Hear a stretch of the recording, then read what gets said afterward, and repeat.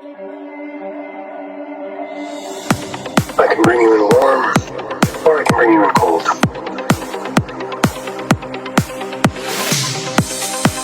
I would like to see the baby.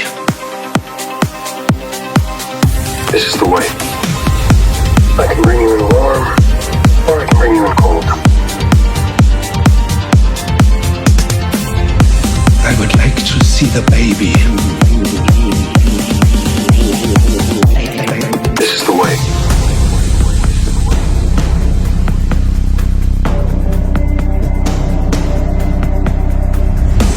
I can bring you in warm, or I can bring you in cold.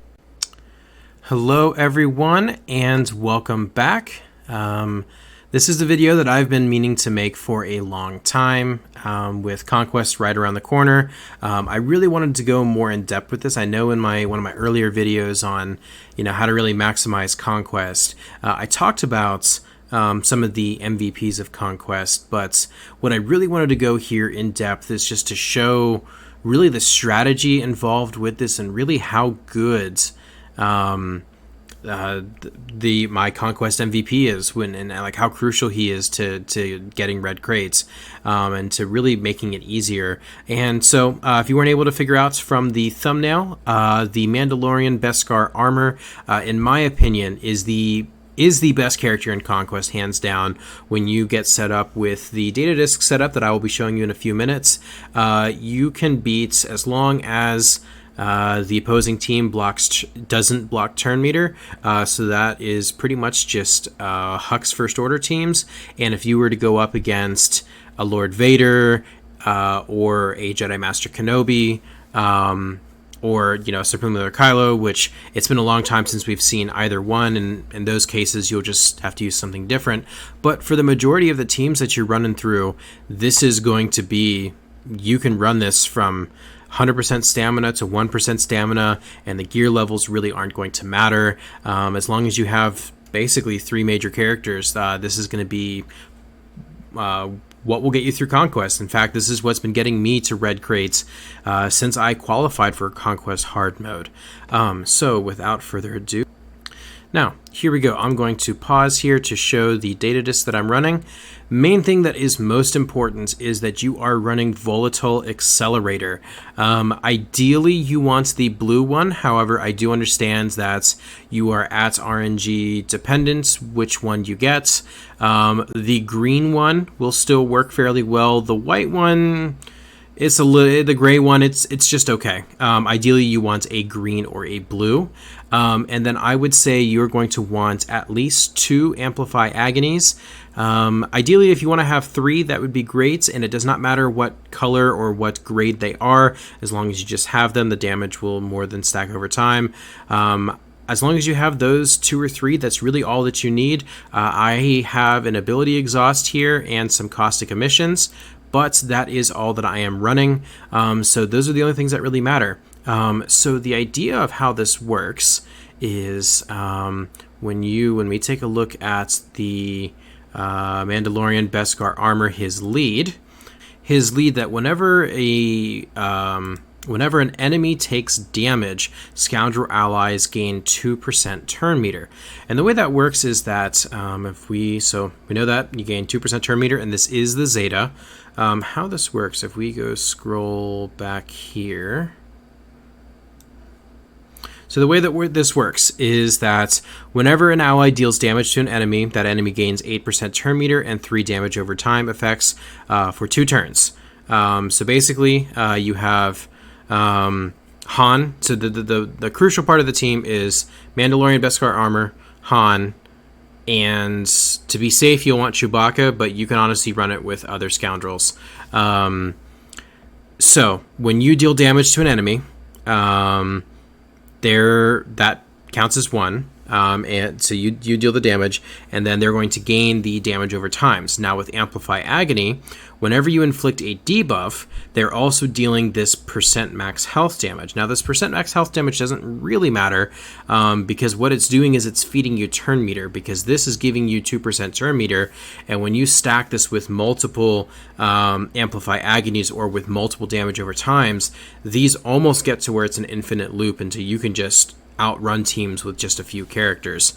And especially if you have Chewbacca, who does the physical damage and the percent max health damage on all of his abilities, those Amplify, Agonies, and Volatile Accelerator are all stacking with each other. So we'll go ahead and we will jump into the first example here. This is going to be going up against Malgus in the boss node here.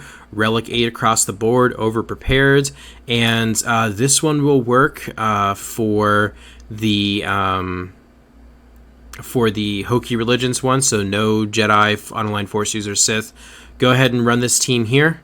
For this one, I would say you probably are going to want to be at higher stamina. You can do this with maybe up to 80% stamina with Gear 13, but I would say definitely if you're going to run this team against Malgus specifically, you're going to want higher. You're going to want a higher stamina. So we'll just take a look at the battle here. And here we go. So seeing Malgus, he's looking great. And Han's going to go ahead. I'm going to see if I can time it here. See if I can go. I'm going to see if I can get the damage to show up on screen.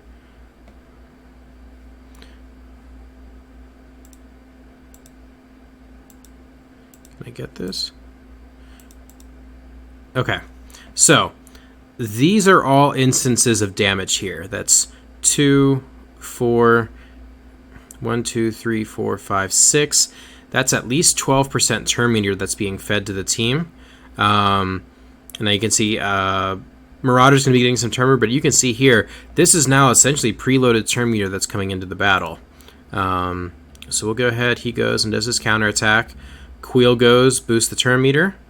There's another attack out of turn, boosting TM. And here we go. IG-11 goes. And because this is doing percent max health damage, all those debuffs being applied, all that percent max health damage is being applied there with it.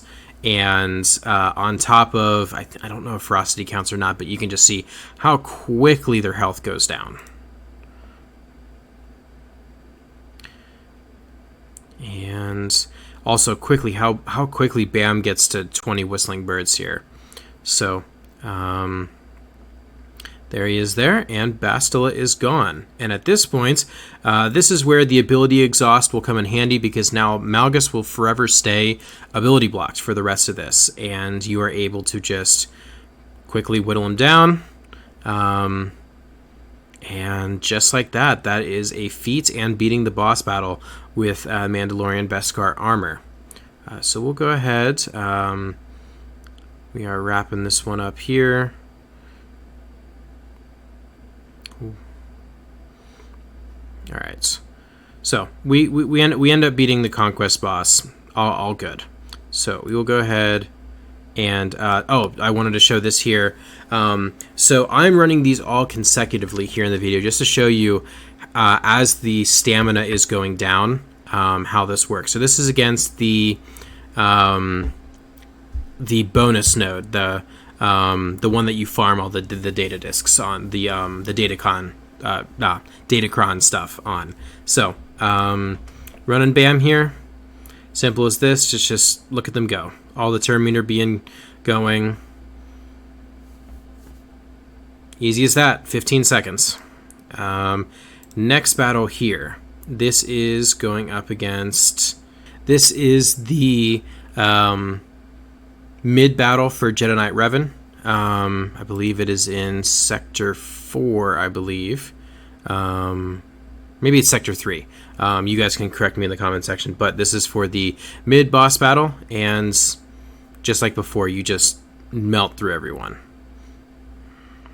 This was the next thing that I wanted to show you guys here. This is General Anakin Skywalker, R8 Sector 5 full bastard team here. And I want to show that you can 3-man this team using this data disk setup. All you need is the Mandalorian Beskar Armor, and you need Han and Chewbacca. So without further ado, here it is. So how this works here. First things first, this turn order is very specific. You are going to want to stun 5s out the gates because you can't kill him, and this allows you to generate more turn meter on your characters here. So there you go, stun 5s. You will then go into bird stance, and Chewie will make Gas sit down, and you will get all the way up to 20 whistling birds. Next thing you're going to want to do here is probably you're going to want to stun or basic on Rex, because basically you are going to want to make sure that you get birds off before Gas stands up. You don't want to kill them all here, so you don't want to do the AoE.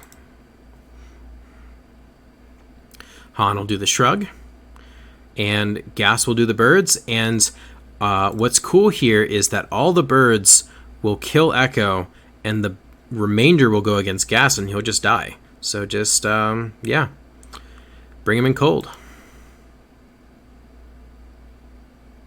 And there you go. You can run that at 70% stamina, or you can run that at 1% stamina. So now, if you have these characters, you don't have to be afraid of when you see a couple gases back and forth, or if there's a data disc that you want to get, but it's behind General Skywalker, you don't have to be worried about, oh, do I have the team? My Galactic Legends low on stamina? You know, this team is. You can run BAM. Next team that's a little tricky. Padmé teams have shown to be tricky in the past, so wanted to show here that you can 3-man Padmé as well. Same thing applies. It's a little easier since you don't have to worry about the sitting up and kneeling down. So basically you just go for Jedi Knight Anakin first, and it's honestly even easier. You come here, you go into bird stance, and I don't even, from what I remember, I think Chewbacca just kills everyone here and is on his AoE. Yeah, 15 seconds. You can deal with Padmé teams. This is the mid-boss for Sector 4 with the Geos, and this will work for any Geo team. I picked this one since this one is a little bit more difficult, but at the end of the day, because Han's taking a bonus turn, you are able to beat all these teams here. So went ahead, grabbed the full Beskar Mando team, and here it is. Super easy. And this is a great way to keep, if you have those feats where it's like keep Aura and Cad Bane alive, or keep Mob Enforcer alive, any of those feats, you can run it with Beskar Mando here, and he can keep everyone alive just because of how quickly he takes down the opposing team. Just like that, Geos are down. Now, this one here, I would say definitely am going to recommend that you do have higher stamina for going up against Darth Revan, just because Darth Revan battles can be a little trickier. There are some mechanics that are not going in your favor. The damage over times, especially with Malak, are going to be causing fear. But I just wanted to show here that you can beat Darth Revan with BAM in this setup. So even at 60% stamina, here we are in Sector 5, I believe, from what I saw. Yeah, Sector 5. And this is proof that you can beat the Darth Revan teams.